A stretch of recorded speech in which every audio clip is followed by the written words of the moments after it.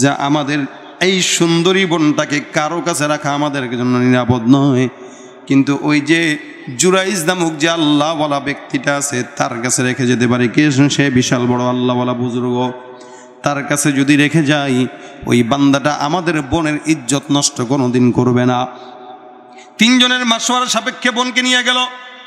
এত বিশাল বড় একজন আবেদের কাছে নেওয়ার পর আবেদটা ডাক দেয়া বলে, মাআযাল্লাহ লা হাওলা ওয়ালা কুওয়া, হে আল্লাহ তুমি আমার হেফাজত করো, নারীদের ফিতনা থেকে আমি আমাকে বাঁচাইতে চাই। যাও যাও তোমরা তোমাদের বোনকে অন্যত্র নিয়ে যাও। আমার কাছে কোনো মেয়ের সম্পর্ক থাকতে পারে না, আমি তারা রাখতেও পারবো না, কারণ আমি আমার নফসের উপরে নিজেকেই কন্ট্রোল করতে পারি না। কেমনে আমি এটা করি?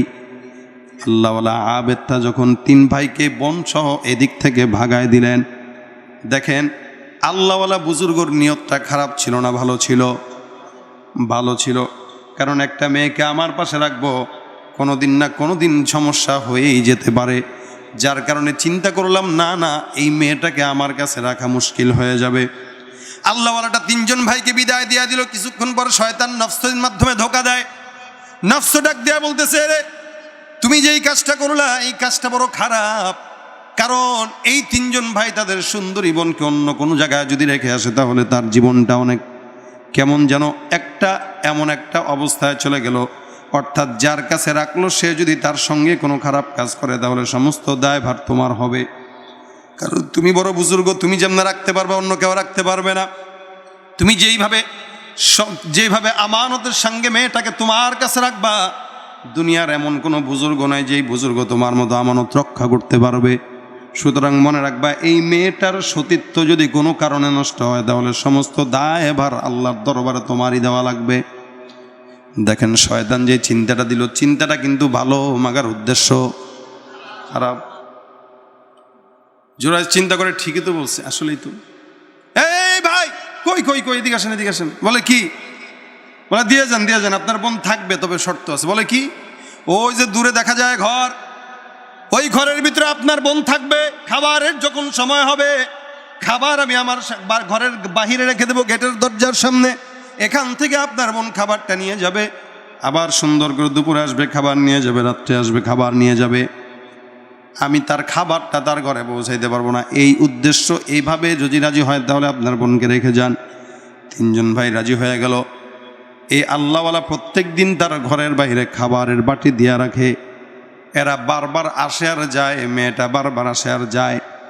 শয়তান একদিন নফসের ভিতরে ধোকা দেয়, জুরাইজ তুমি এমন কি করলা যেই কাজটা বড় মারাত্মক গুনাহের কাজ। বলে কি কাজ? তুমি যেই মেয়েটাকে প্রত্যেক দিন তোমার ঘরের সামনে আনো, যদি কোনো শকুনের নজর তোমার ওই বোনটার দিকে পড়ে তাহলে এটার দায়ভার কিন্তু তোমার কপালের ভিতরে বর্তাবে। তুমি পুরুষ মানুষ, তোমার উচিত তার ঘর পর্যন্ত খাবার পৌঁছায় দেওয়া, কারণ এই মহিলাটা তোমার কাছে আমানত। সুতরাং তুমি এই চিন্তাটা বাদ দিয়ে ওই খাবারটা ঘরের দরজার সামনে যায় রেখে দিয়ে আসবা। জুরাইজ মনে মনে বলে ঠিকই তো চিন্তা, যাই। এখন থেকে জুরাইজ প্রত্যেক দিন খাবারটা নিয়ে মেয়েটার দরজার সামনে রাখে আর ডাক দিয়ে বলে, বোন তোমার জন্য খাবার আনলাম, খাবারটা তুমি তোমার ঘরের ভিতরে নিয়ে যাও। এভাবেই কয়েকদিন চললো। হঠাৎ করে নফসের ভিতরে আসতেছে, হে আল্লাহওয়ালা বুজুর্গ, তুমি যেই খাবারটা তার ঘরের সামনে রেখে রেখে চিৎকার দিয়া বলো খাবারটা নিয়ে যাও, এলাকার মানুষ যদি তোমাকে দেখে তোমার কাছে অপবাদ দিবে। অমুক হুজুর ওই মেয়ের সঙ্গে বাইরে থেকে দাঁড়ায় কথা বলে, তোমার সম্মান এলাকার ভিতরে নষ্ট হবে। সুতরাং তুমি একটা কাজ করো, এই মেয়েটার খাবারটা ঘর পর্যন্ত পৌঁছায় দাও। আর যদি কোনো কথা বলারই থাকে তার সঙ্গে ঘরের ভিতরে যায় কথা বলো না। আউযুবিল্লাহ। দেখেন শয়তান আস্তে আস্তে কেমনে তারে ধোকা দিয়া সামনের দিকে বাড়ায়। বেচারা তো বুঝে নাই, কারণ শয়তানের এই সমস্ত চাল চলন আল্লাহওয়ালা বুজুর্গ আলেমে দিন ছাড়া কেউ বুঝে না। কারণ বেচারার কাছে আবেদ এলেম নাই, মাগারা আমল আছে। আর এলেম ছাড়া আমল বান্দাকে গোমরা বানাইতে সহযোগিতা করে, ঠিক কিনা? বান্দাটা এখন মনে মনে চিন্তা করে, ঠিক আছে খাবারটা তার ঘরের ভিতরে পৌঁছায় দেই। সুন্দর করে খাবারটা ঘরের ভিতরে নিয়ে যায় আর মেয়েটার কাছে ডাক দিয়ে বলে, খাবার গ্রহণ করো। মেয়েটা সুন্দর করে খাবারটা যখন হাত দিয়া ধরতে যায়, একদিন, 2 দিন, 3 দিন, একদিন তাকায় দেখে হঠাৎ করে হাতের ভিতরে নজরটা চলে যায়।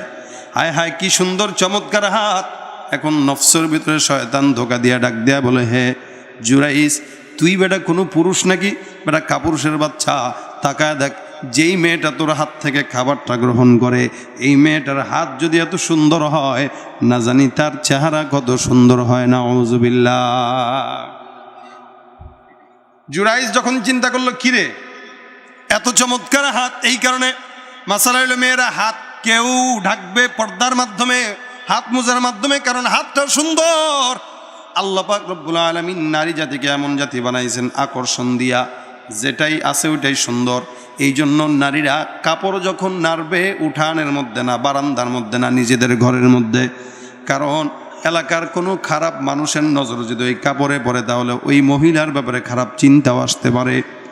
স্বর্ণের জিনিস দেখবেন যেই বাক্সর ভিতরে রাখা হয়, বাক্সটাও কিন্তু সুন্দর থাকে, ঠিক কিনা? যেই বাক্সের ভিতরে স্বর্ণ দেওয়া হয়, যেই প্যাকেটের ভিতরে স্বর্ণ দেওয়া হয়, প্যাকেটটা দেখলেও কিন্তু চোর বুঝে এটা স্বর্ণ, এটা মারাত্মক দামি। শয়তান যখন বারবার ধোকা দেয়, জুরাইস চিন্তা করে, এত চমৎকার হাত, একবারের জন্য তাকাই। এই দেখেন চোখের জেনা থেকে শুরু হয়ে গেল। রাসূল বলেন চোখের জেনা হইল দেখা। এবার একদিন, 2 দিন, 3 দিন পরে জুরাইস খাবার দেওয়ার সুরত নিয়ত কইরা মেয়েটার নজরের চেহারার দিকে একবার নজর দিয়া দেয়। মেয়েটার চেহারার দিকে যখন তাকায় দেখে এত সুন্দর, কোনো দিন আমি কোনো নারীর দিকে তাকাই নাই, আজকেই এমন একটা নারীর দিকে তাকাইলাম যেই নারী আমার পাগল বানায় দিছে। আহারে এত সুন্দর নারী। মনের ভিতরে এবার রাত্রিবেলা ঘুমায় আর চিন্তা, খাবার খায় খাবারের ভিতরে চিন্তা, যেখানেই যায় একমাত্র মেয়েটা ছাড়া অন্য কোনো চিন্তা বান্দার কপালের ভিতরে আর নাই। দেখেন একজন আল্লাহওয়ালা বুজুর্গে শয়তান কেমনে ধোকা দেয়। হঠাৎ করে একদিন এমনি আগাইতে আগাইতে আল্লাহ পাক রব্বুল আলামিন বান্দাকে কোন জায়গায় নিয়ে গেছেন, শয়তান দেখেন ধোকা দিয়া কোন জায়গায় নিয়ে গেছে। হাতটা দেখলো, চেহারাটা দেখলো, কথা বললো, করতে করতে করতে করতে এমন দিন হয়ে গেছে, শয়তান এই আল্লাহওয়ালা বুজুর্গর মতো লোকটাকে ওই মেয়ের সঙ্গে জেনায় লিপ্ত করায় দিছে। নাউযুবিল্লাহ।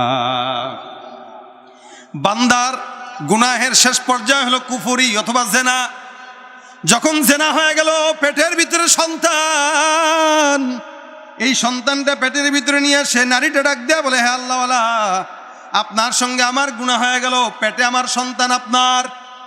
আল্লাহওয়ালা ডাক দেয়া বলে, সন্তান কি করব?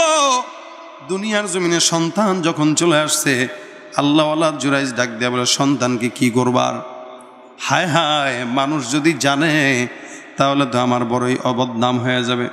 এলাকার ভিতরে আমার বড়ই নাম আছে, অনেক বড় বুজুর্গ, কেউ এখনো জানে না। একজন যদি জানে তাহলে সারা এলাকা ছড়ায় যাবে যা আমার মতো লোক জেনা করে একটা মানুষের পেটের ভিতরে সন্তান দিয়া সন্তানটা এখন কোলে। কি করব? ওস্তাদ একটা আছে, শয়তান আছে না নাই? শয়তান তারে কুমন্ত্রণা দেয়, হে আল্লাহওয়ালা, একটা বুদ্ধি শিখায় দেয়, বুদ্ধিটা কাজে লাগাও। বলে কিসের বুদ্ধি? সুন্দর করে যে সন্তানটা দুনিয়ার জমিনার, সেটারে হত্যা করবা। এটারে হত্যা করলেও হবে না, এটার মারেও হত্যা করবা। তুমি যার সঙ্গে মেলামেশা করছো, এই 2 জনকে হত্যা করে তোমার পাশে ঘরের ভিতরে কবর দিয়া দাও। তার ভাইরা যখন ফেরত আসবে ডাক দেয়া বলবা, যে কোনো মহামারীতে তোমার বোন দুনিয়ার জমিন থেকে বিদায় হয়ে গেছে। তখনকার জামানায় ইউটিউব নাই, সংবাদ মাধ্যম নাই, কেমনে বুঝবে?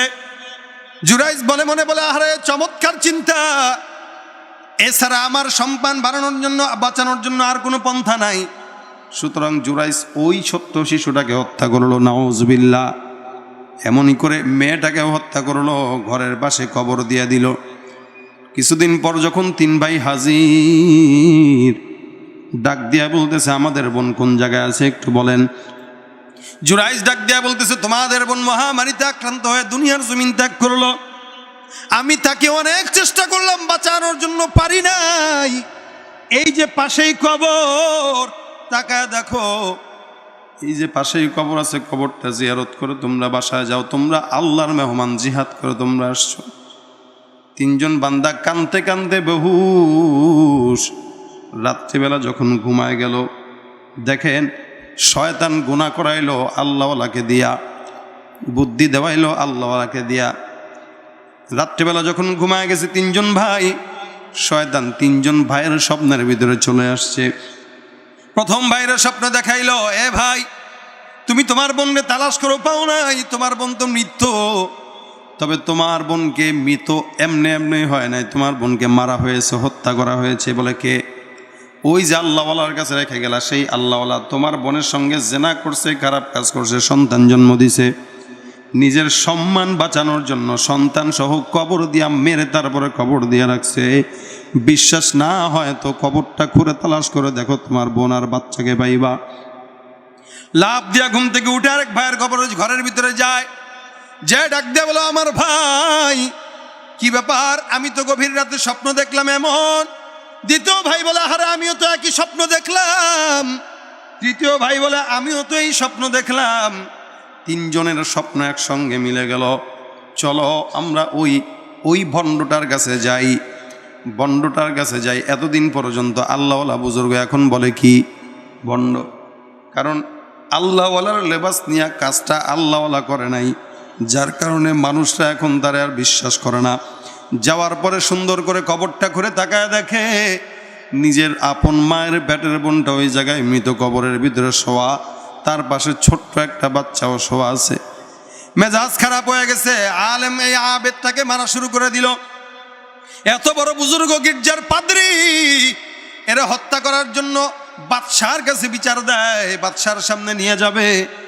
বেচারা এখন বড় পেরেশানির ভিতরে পড়ে গেছে, হায় হ্যাঁ এখন বাঁচার উপায় কি?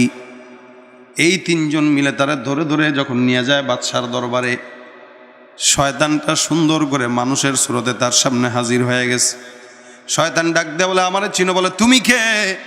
বলে, এতদিন পর্যন্ত যা অন্যায় করছো সমস্ত অন্যায় আমি তোমাকে দিয়া করাইছি, নাউযুবিল্লাহ। আমার নাম হলো ইবলিশ, তুমি কই যাও? বলে, ভাই রে, তুই আমার যা ক্ষতি করলি, জীবনে কোনোদিন কোনো মানুষ এমন ক্ষতি করে নাই। শয়তান তো বান্দারে ক্ষতি করার জন্য তৈয়ার। এই কারণে জেনাটাকে সৌন্দর্য বানায় প্রকাশ করে, গুনাহটাকে সুন্দর বানায় প্রকাশ করে। আল্লাহ পাক রব্বুল আলামিন বলেন, ওয়াযায়্যানা লাহুমুশ শাইতানু মা কানু ইয়ামালুন। যত গুনাহ যুবকেরা করে, যত গুনাহ মানুষরা করে, সমস্ত গুনাহকে আল্লাহ পাক রব্বুল আলামিনের বান্দার সামনে শয়তানটা সৌন্দর্য হিসাবে প্রকাশ করে, যার কারণে মানুষের চোখে গুনাহটাকে ভালো মনে হয়, দুর্নীতিটাকে মজার লাগে, জেনাটাকে মজার লাগে, সমস্ত গুনাহটাকে মজা লাগে, ঠিক কিনা? ভাইরা আমার খুব বুঝবেন, বেচারা এখন সামনে বিপদে পড়ে যাক দিয়ে বলতেছে, আমারে ভাই মাফ করা যায় না। একটা কাজ দেখায় দেব, তুমি যেটার জন্য নাজাত পাওয়া যাইবা। বলে, কি কাজ? বলে, তুমি বাঁচতে চাও? বলে, হ্যাঁ বাঁচতে চাই। বাঁচার জন্য আমি তোমার শর্ত দিলাম, দাঁড়ায় গেলাম, তুমি আমার এই জায়গায় সেজদা করবা, নাউযুবিল্লাহ। বলেন তো, আল্লাহ ছাড়া অন্য কাউরে সেজদা করলে জায়েজ না হারাম? ঈমান থাকবে না থাকবে না? মুসলমান থাকবে না কাফের হয়ে যাবে? গুনাহ করাইলো, জেনা করাইলো, হত্যাও করাইলো, এমন কোনো বাদ নাই যেটা করায় নাই। সব গুনাহ করার পর এখন ডাক দে বলে, জুরাইস, আমি এখানে দাঁড়াইলাম, তুমি আমাকে একটা সেজদা দাও। আমাকে সেজদা দেওয়ার মাধ্যমে বাদশার কাছে আমি তোমার ব্যাপারে আমি বলবো, বাদশা যেন তোমার হত্যা না করে। জুরাইস চিন্তা করছে, বাঁচা দরকার, এখন বাঁচতে গেলে সেজদাও যদি দেওয়া লাগে সেজদা দেবো। যেখানে এই জায়গায় যদি কোনো আলেম হইতো, আলেম বলতো জিন্দেগি বাদ হয়ে যাবে, দামা হয়ে যাবে, মাগার আল্লাহ ছাড়া অন্য কারো দরবারে সেজদা দিতে পারবো না। বেচারা এখন সেজদা একটা দিয়া দিল, যা যা আছে মনে মনে কর, ধর গুনাহ তো করলামই, আর বাচ্চা লাভ কি, দিয়া দিই সেজদা, পরে মাফ চাইনি মনে। আবার মানুষ তো এই চিন্তা করেই গুনাহ করে, যে মাফ চাইনি মনে আল্লাহর কাছে। আল্লাহ মনে হয় তারে জানায় দিছে, এই তুই গুনাহ করতে থাক, আমি কিন্তু আছি। ওয়ালাইসাতিত তাওবাতু লিল্লাযিনা ইয়ামালুনাস সাইয়্যাত। এমন তওবা আল্লাহর দরবারে কবুল না, যেই তওবার পরে আবার বান্দা নেকের কাজ করে না, গুনাহের কাজ করে। গুনাহ বারবার যখন করবে, ওই তওবা আল্লাহ বান্দার জন্য কবুল করবে না। এই আল্লাহওয়ালা বুজুর্গ সেজদায় পড়ে গেল, শয়তান খুশি হয়ে গেল। শয়তান এখন চলে যায়, দেখে আবার বাদশার কাছে ডাক পড়ে গেছে। তিনজন মানুষ তারে বাদশার কাছে নিয়ে যায়, চল, আমার বোনকে হত্যা করার কারণে এখন মৃত্যুদণ্ড। বেচারার মাথা নষ্ট হয়ে গেছে, কই রে শয়তানটা কই? এটা আমার কথা দিছে যে আমি তারে সেজদা দিলে বাদশা আমার আর মারবে না, কই গেছে? হাঁটতে হাঁটতে দূরে তাকায় দেখে শয়তান আরেক জায়গায় হাঁটতেছে। ডাক দিছে, ও ভাই, ভাই রে ভাই, বলে কে? আমি জুরাইজ। চিনো নাই? তুমি জুরাইজ মানে কে, কোন জায়গার? আরে কে কোন জায়গার মানে? তুমি আমারে ওয়াসওয়াসা দিয়া মেয়েটার সঙ্গে কথা বলাইলা, থাকাইলা, জেনা করাইলা, সন্তান জন্ম দেওয়াইলা, সন্তানরে হত্যা করাইলা, তারে হত্যা করাইলা, সেজদা দেওয়াইলা, তুমি আমারে চিনো না? শয়তান ডাক দেয়া বলে, না তো, আমি তো ভাই তোমার কোনোদিন দেখছি বলতে মনেই পড়ে না। আল্লাহ বলেন, কামাতালি শাইতানি ইয ক্বালা লিল ইনসানি কফুর ফালাম্মা কাফারা ক্বালা ইন্নী বারীউম মিনকা ইন্নী আখাফুল্লাহ রাব্বাল আলামিন। আল্লাহু আকবার। দেখেন শয়তান এখন কি কয় জানেন? ইন্নী বারীউম মিনকা। এখন এই শয়তান জুরাইজকে ডাক দিয়ে বলে, ইন্নী বারীউম মিনকা, আমি ভাই তোর থেকে পানা চাই। ইন্নী আখাফুল্লাহ রাব্বাল আলামিন। আরে ভাই আমি তো আমার আল্লাহরে ভয় পাই, তুই আবার কে? আমি তো বেটা আল্লাহকে ভয় পাই, আমি মানুষকে ধোকা দিব, তোরে চিনছি, এরকম তো প্রশ্নই আসে না। আমি তো আর আল্লাহর কাছে পানা চাই তোর থেকে, তুই কত বড় শয়তান, আবার আমার ধোকা দিতে আসছিস। দেখেন শয়তান পুরা মোর ঘুরাই দিস।